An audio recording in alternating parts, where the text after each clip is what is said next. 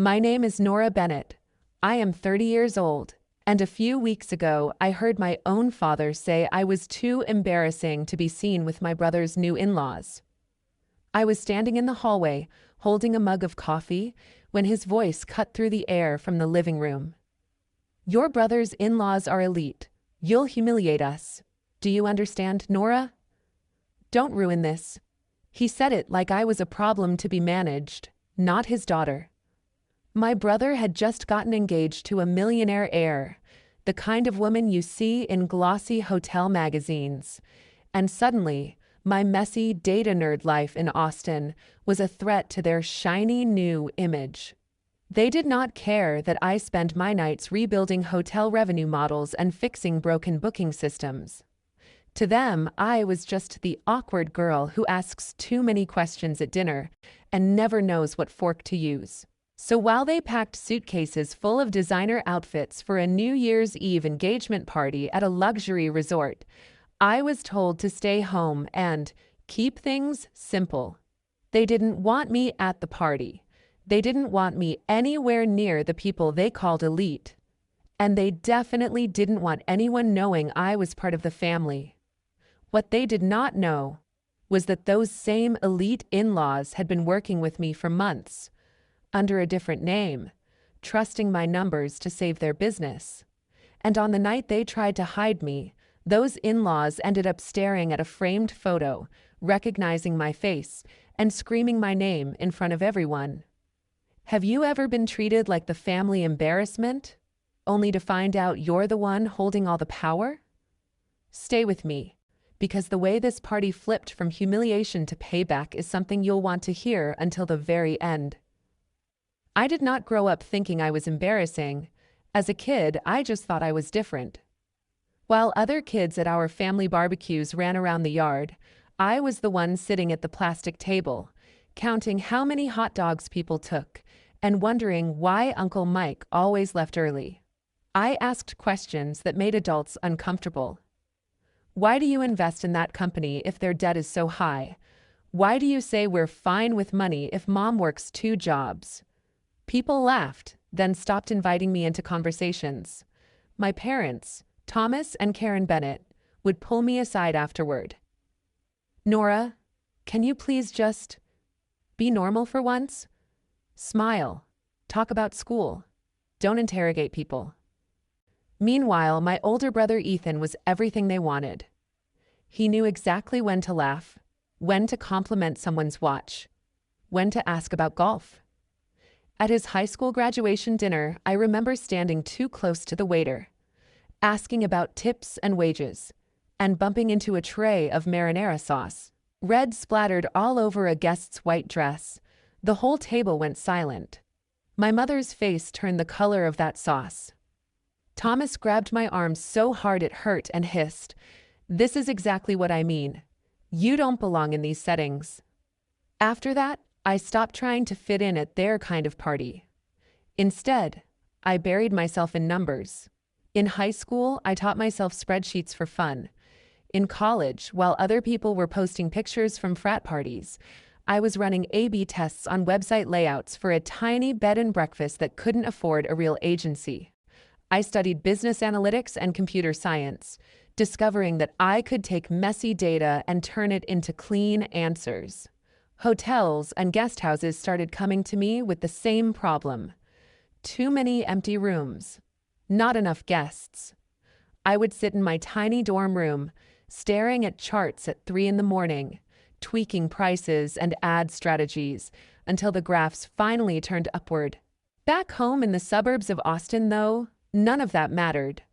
When I mentioned landing my first client, my mother smiled politely and said, "So, you're still doing that online thing?" My dad waved it off. "It's just temporary. She'll get a real job eventually." Ethan, on the other hand, went straight into law after college, joined a corporate firm, and instantly became the golden boy again. My parents introduced him to everyone as our future partner at a big firm in Dallas, our pride and joy. When I showed up to family dinners in jeans after a 12-hour day consulting for 3 small hotels at once, my mother whispered, Could you at least pretend you're not working from your bedroom? At some point, something in me snapped. If they were never going to see my value in the room, I would build it quietly outside the room. I registered my own small consulting business, Bennett Analytics, and started saying no when my parents tried to drag me to parties where I knew I would be the punchline. I chose data over dinner tables, dashboards over polite small talk. And while they were busy polishing Ethan's image, I was slowly learning something they had no idea about. In the right hands, numbers can change the fate of an entire company. The question was, what would happen the day my numbers collided with their obsession over status? The first time Harrington and Vale came into my life, it was because someone else was desperate. I was in my apartment one sticky Austin afternoon, half asleep over a spreadsheet, when an email popped up with the subject line, "Urgent. Mid-size resort chain in trouble. Can you help?" A small agency I had freelanced for before was panicking. They had a client whose bookings had crashed after the pandemic, a luxury brand with big marketing budgets and even bigger expectations. They needed someone who could make sense of the mess, fast. That client was Harrington and Vale Resorts, though at that moment it was just a logo and a name in an attachment. A few hours later, my phone rang. "This is Graham Harrington," the voice said, measured but frayed at the edges. "We've been told you can pull numbers out of the fire." I sat up a little straighter. "No camera," he added quickly. "Our connection is awful right now. Let's just keep this on audio." That was fine by me. I liked not being seen. Over the next hour, he laid it all out. Their flagship properties were half empty. Competitors were eating their market share, and the last agency had burned through a 7-figure budget with almost nothing to show. "We need someone who actually understands data, not just pretty presentations," he said. "Can you dive into our systems, tell us what's broken, and fix it?" I should have been intimidated, but what I felt was something else entirely: clarity. This was just a very large version of the same puzzle I had been solving for years. I asked for access to their booking system, ad accounts, website analytics. Within days, I was combing through years of numbers, spotting patterns no one on their team had noticed. Their pricing was static in a market that had become insanely dynamic. Their ads were targeting the wrong age groups in the wrong cities. Their website was bleeding potential guests at the checkout step because the mobile form was a nightmare, so I built a plan. We tested dynamic pricing tied to demand curves, shifting rates by tiny percentages based on seasonality and real-time searches. We shut off half their useless ad campaigns and rerouted the budget into high-intent search traffic and targeted social audiences. I mapped out packages for remote workers, staycation families, people who wanted long weekends within driving distance instead of international trips. It was riskier than the safe reports they were used to seeing, and I told them that. Graham paused on the phone, then said, "If your numbers are right, we have nothing left to lose. Do it." For the first round of tests, I even put some of my own consulting fee on the line, structuring part of it as performance-based. If I failed, I would make almost nothing. If it worked, both of us would win. The first month, the graphs moved a little. The second month, they bent hard upward. Booking rates climbed, revenue followed, and even the board stopped breathing down Graham's neck. He called me late one evening, his voice lighter than I had ever heard it. "You have no idea what you've done for us, Nora. Our team is putting together a case study wall at our main resort to celebrate the turnaround. We want your face on it, your name, everything." I laughed and told him I preferred to stay behind the scenes, but I sent over a professional headshot anyway, just in case they insisted. On the internal mock-up they emailed me. My photo sat there in a gold frame with the caption, "Data and Growth Strategist, Nora Bennett." I closed the file before I could think too much about it. To me, it was just one more quiet win no one at home needed to know about. What I didn't realize then was that the same revived resort chain would soon host a glittering charity gala. And at that gala, my polished older brother Ethan would meet a woman named Lila Harrington, the millionaire heir my parents would fall in love with long before they ever accepted me. Ethan called me about 3 months after that first big turnaround for Harrington and Vale, his voice bright in a way I recognized from every time he thought he was leveling up. "Hey, you free to grab coffee? I have news." We met at a sleek spot downtown, the kind of place with concrete floors and overpriced cortados. He walked in wearing a tailored suit even though it was a Saturday, that easy smile plastered on his face. I could tell before he said a word that whatever he was about to tell me would make our parents very, very proud. He didn't even let me finish my hello. "I'm engaged," he said, dropping the word between us like a trophy. "To Lila Harrington." The name hit me like a glitch in my brain. Harrington. "As in Harrington and Vale?" I asked carefully. "Yeah," he said, eyes shining. "Her family owns this insane resort empire. They host charity events and political fundraisers like all the time. Dad is freaking out. In a good way." I forced a smile. I had spent months inside that empire's numbers, saving them from collapse. But in Ethan's world, I was always 10 steps behind whatever image he was curating. "That's great," I said. "I'm happy for you." We talked for a while about the proposal, about the ring, about how our parents reacted. Of course they were thrilled. This is the kind of connection they'd always dreamed of, the gilded doorway into the world they admired from magazines and TV. It wasn't until Ethan finished his story that his expression shifted, as if he'd been saving the uncomfortable part for last. "So, there's a New Year's Eve engagement party," he began, tracing the rim of his cup, "at one of Lila's family resorts. It's going to be huge. Her parents are inviting donors, business partners, a couple of politicians. It's a big deal." I nodded, waiting for the part where he asked if I needed help booking flights or choosing a dress. Instead, he cleared his throat. "Look, Nora," he said, and my stomach went cold. "I think it's better if you sit this one out." I stared at him. "Sit it out? It's your engagement party." "It's a very particular crowd," he said slowly. "Lila's parents, their friends. They're used to a certain environment. You know how you get in those situations." "How I get?" I repeated, my voice sharper. He lifted his hands like a shield. "You ask those heavy questions. You make people uncomfortable. You don't really play the game. Dad thinks it might be too stressful for you." "Too stressful for me? Or too embarrassing for you?" I asked. He winced, which told me everything I needed to know. "Ethan, I work with hotels and resorts for a living," I wanted to say. "I know more about the kind of people you're trying to impress than you do." But he just kept talking. "We only get one shot at a first impression with Lila's family. They're elite, Nora. They're used to certain manners, certain optics. Mom and Dad are already nervous. They think it's safer if you don't come." Safer. Like I was some unpredictable storm that might ruin his big night. I laughed, but it came out flat. "So I'm not invited to my own brother's engagement party because I don't fit the optics." He couldn't meet my eyes. "It's not like that," he muttered. "We'll have a smaller family dinner later, just us. You know I love you, right? You know this is just strategy."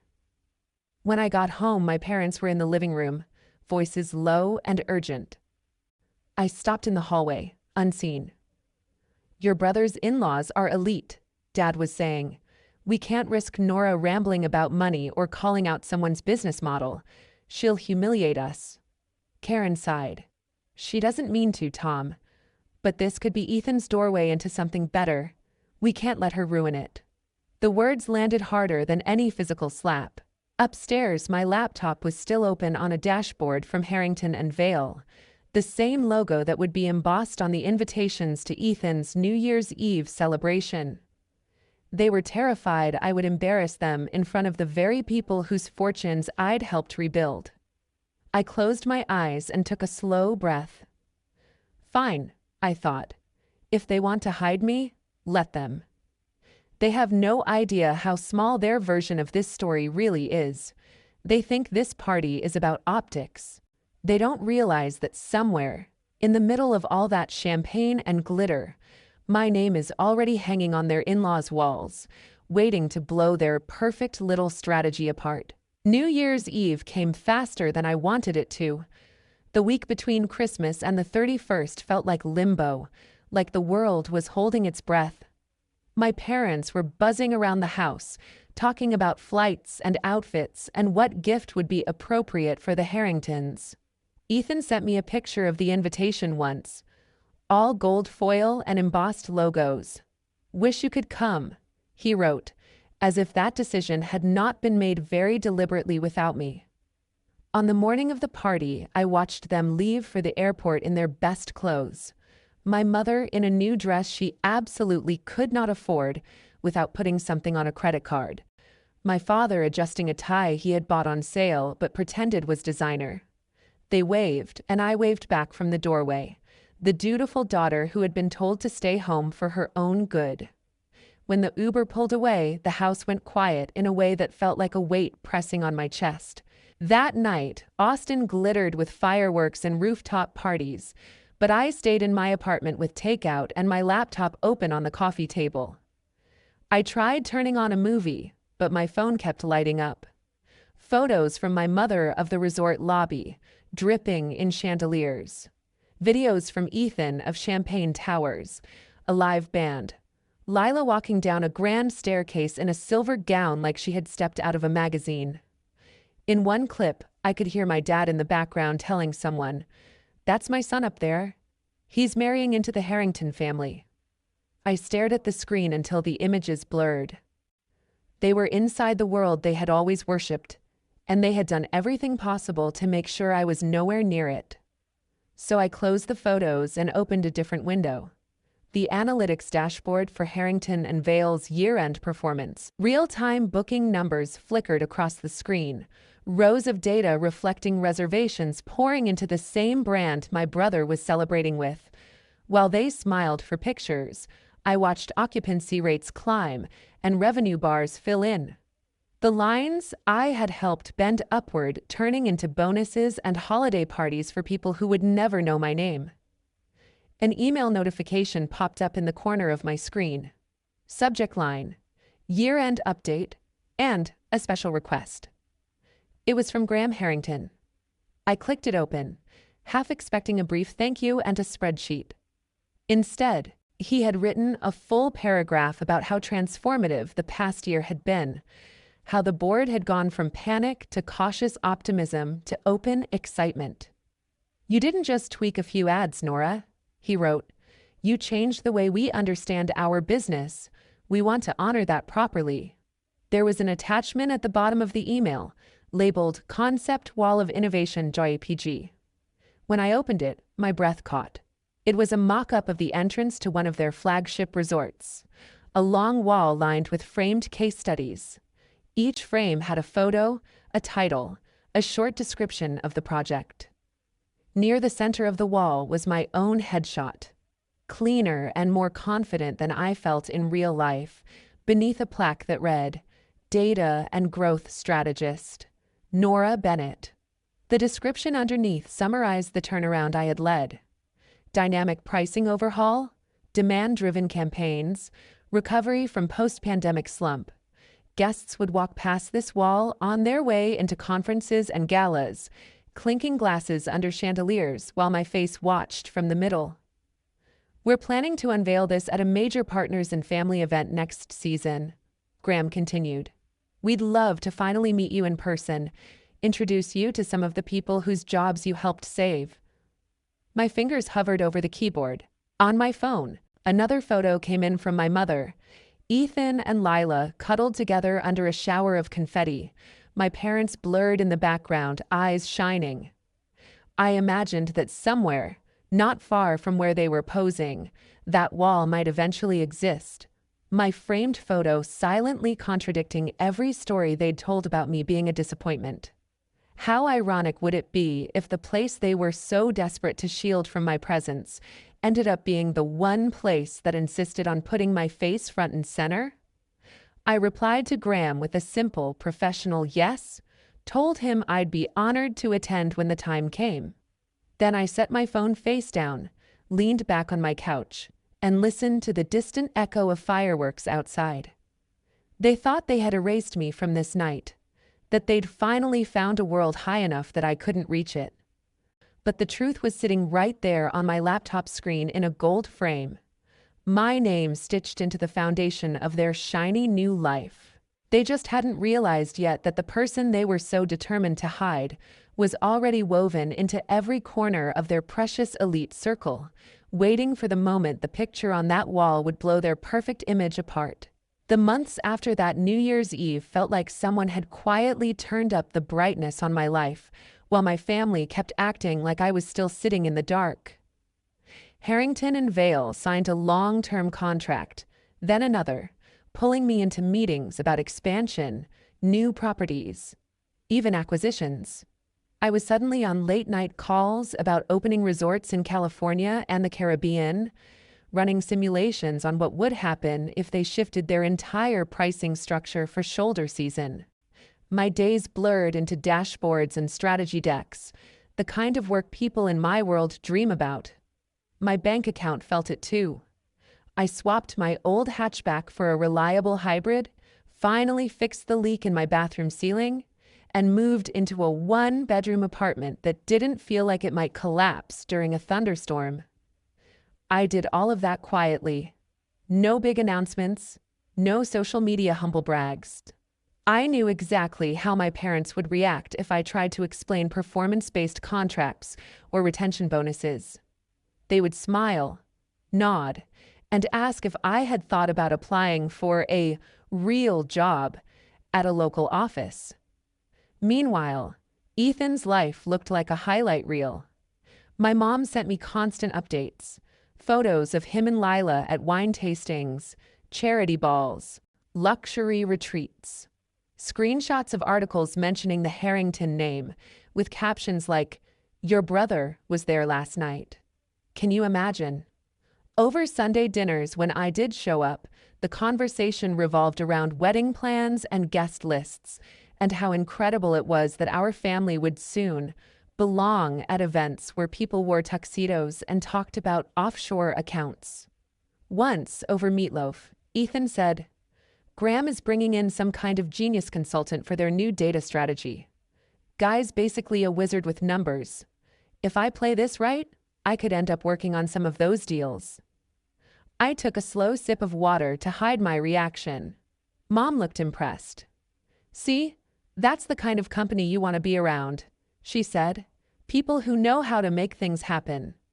I wondered what she would say if I told her the so-called wizard had spent that morning arguing with Graham about whether we should cap occupancy during certain holidays to protect long-term brand value, and that wizard was me.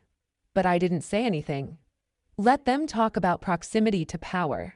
I was busy building it.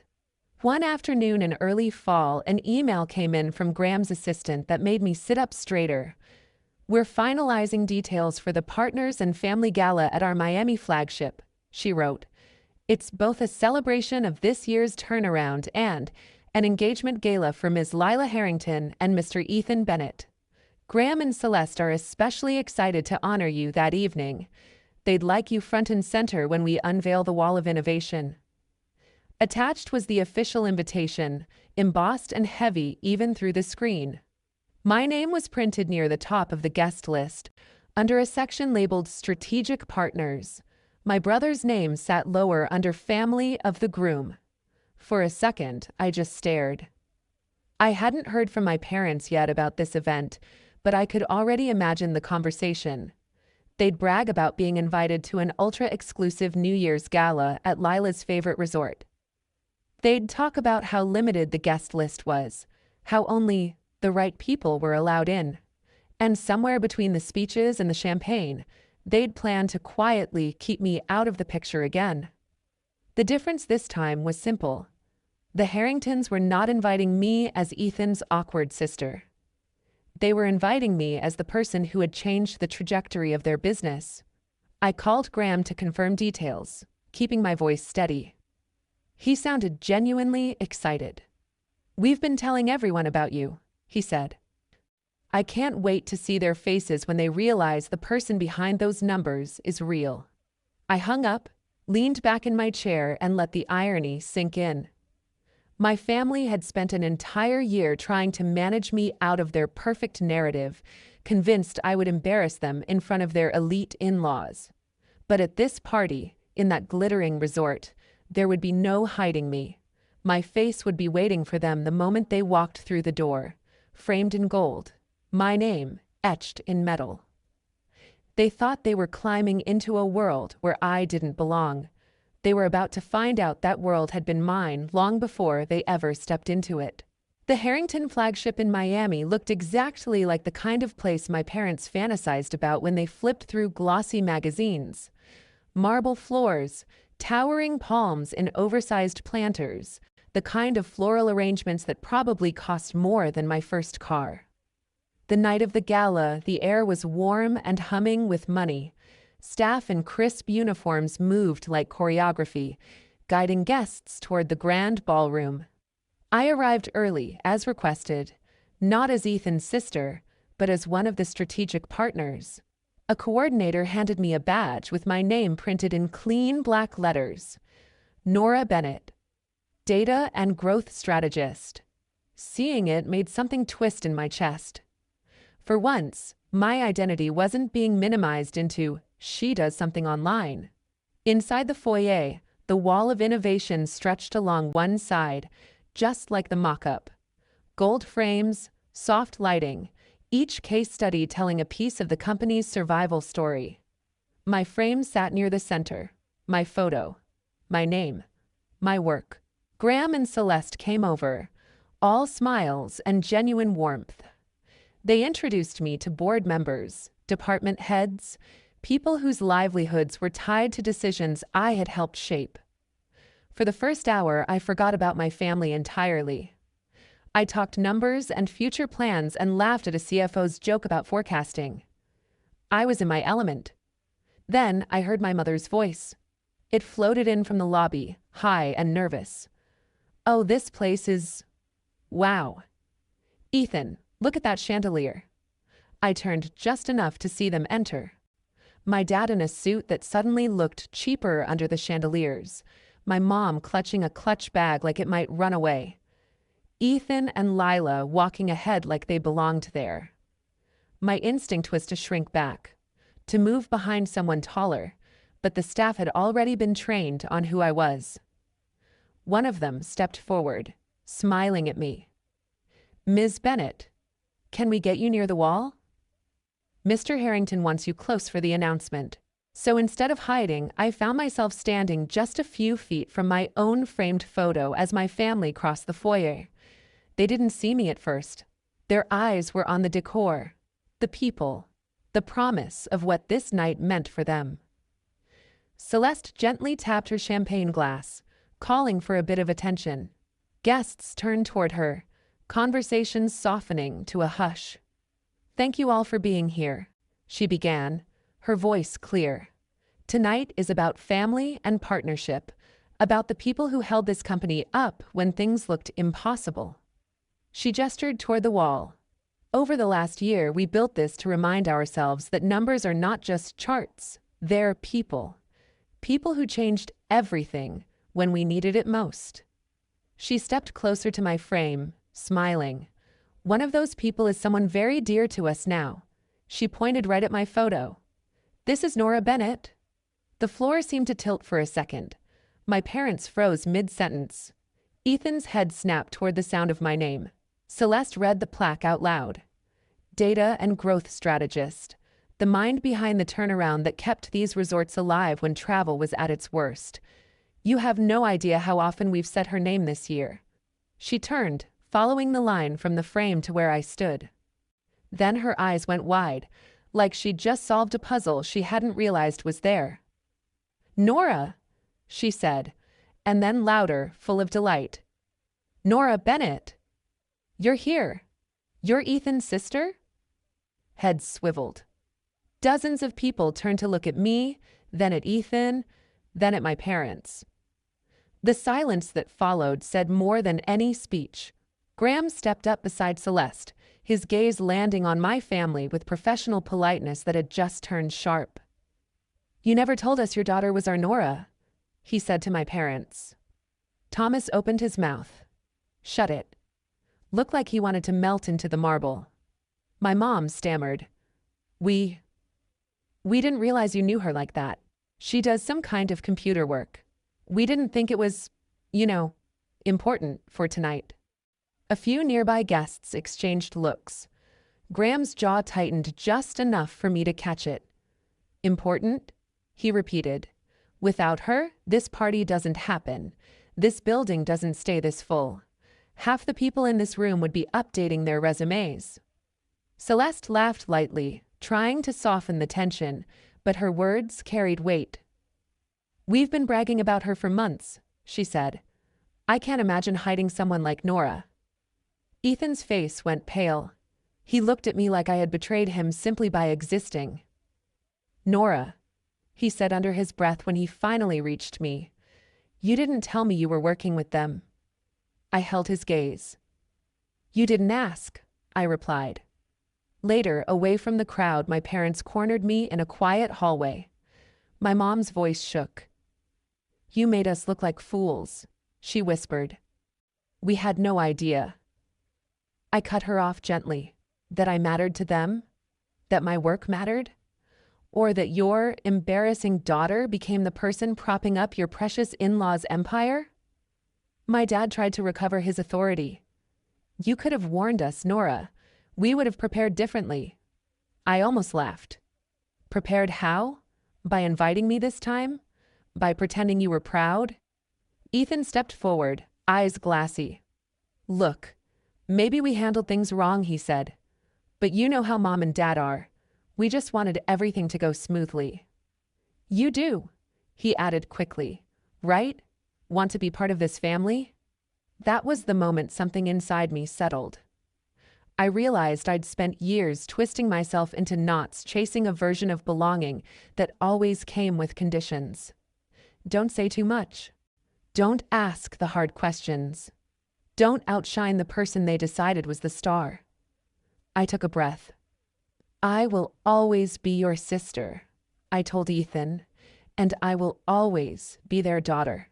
But I'm done begging to sit at a table where the price of admission is pretending I'm less than what I am.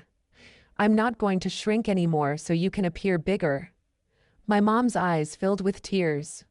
"Nora, we were just afraid," she said quietly. "Afraid you'd embarrass us." I nodded. "And tonight, you found out the only thing embarrassing was how little you believed in me. That's on you, not on me." Back in the ballroom, when Graham introduced me on stage as a key partner, the applause felt different than any approval I had chased growing up. It wasn't polite clapping from relatives who barely listened.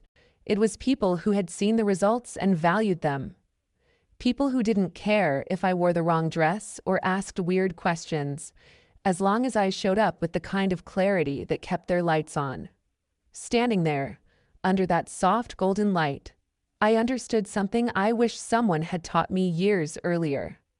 Sometimes, the most powerful revenge isn't dramatic or cruel. It's choosing to stop handing your worth to people who only know how to discount it. It's letting your success speak in rooms where they never thought your voice would be heard, and refusing to dim yourself just so insecure people can feel tall. If your family has ever made you feel like the embarrassing one, the extra one, the one who needs to be hidden so they can look good, I want you to hear this. Their inability to see your value does not erase the value itself. You are allowed to build a life that honors who you are, even if that means creating distance from the people who taught you to doubt it. You're allowed to love them and still say no when their expectations crush you. In the end, my parents had to walk past that framed photo of me every time they moved through the resort that night. my name etched into the wall of the world they worshipped.